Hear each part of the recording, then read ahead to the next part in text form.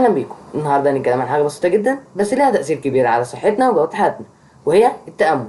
طب يعني ايه تامل؟ ببساطه التامل هو انك تقعد في هدوء وتركز على نفسك وتسيب دماغك من دوشه التفكير اللي مش بيقف.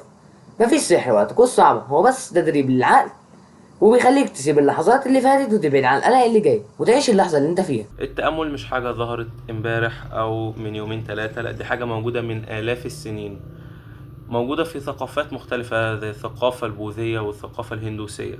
ولكن الجديد اللي طرأ إن الأبحاث العلمية بدأت تؤكد إن التأمل ليه تأثير إيجابي على مخ الإنسان، وده ظهر في أبحاث كتير أبرزها بحث تم نشره لجامعة هارفارد بتدرس فيه أثر التأمل على مخ الإنسان، وبتثبت فيه إن الأفراد اللي بيمارسوا التأمل لمدة 8 أسابيع متتالية بيحصل عندهم تغيير في مناطق معينة في المخ، زي المنطقة المسؤولة عن التركيز والتعاطف.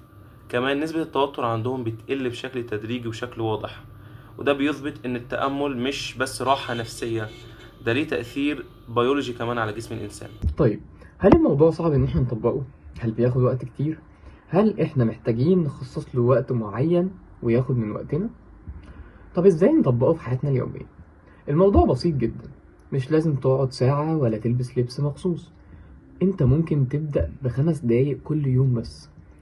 مثلا اول ما تصحى الصبح اقعد في مكان هادي قدام زرع زي البلكونة، ومكان يبقى فيه صوت هادي. خد نفس عميق وطلعه ببطء، وركز على تنفسك وان انت تنظم تنفسك. او قبل النوم اقفل موبايلك واقعد ساكت شوية، من غير ما يبقى الموبايل مفتوح ومن غير ما يبقى فيه اي مشتتات، بس فكر في اللحظة دي وبس وانت ساكت. في كمان تطبيقات ممتازة ممكن تساعدك تبدأ زي هيد سبيس او كالب، بيدوك جلسات إرشادية بسيطة تمشي معاها خطوة بخطوة. خليني احكي لكم قصه واقعيه. ساره بنت شغاله في شركه من الشركات الكبيره. المهم كانت على طول في توتر وقلق طول اليوم. المهم قررت ان هي تجرب التامل لمده 10 دقائق بس في اليوم او في الصبح. تمام.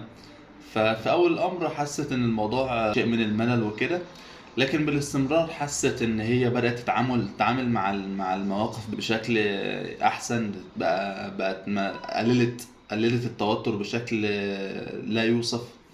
وكمان قللت اللي هو مش قللت بقى، بدأت ان هي نومها يتظبط، وبدأت تتعامل مع المشاكل بشكل كويس. بدأت تتعامل مع الظروف اللي هي بتحط فيها بشكل احسن. رغم ان التأمل فعال جدا، بس لازم نعترف ان فيه تحديات. في ناس بتزهق بسرعة جدا او تحس انها مش قادرة تركز، وده طبيعي.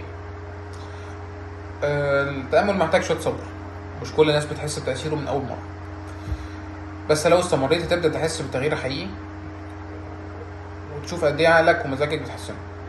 في النهاية التأمل مش بس بالتمرين، ده اسلوب حياة يخليك اهدى واكتر وعي واكتر توازن.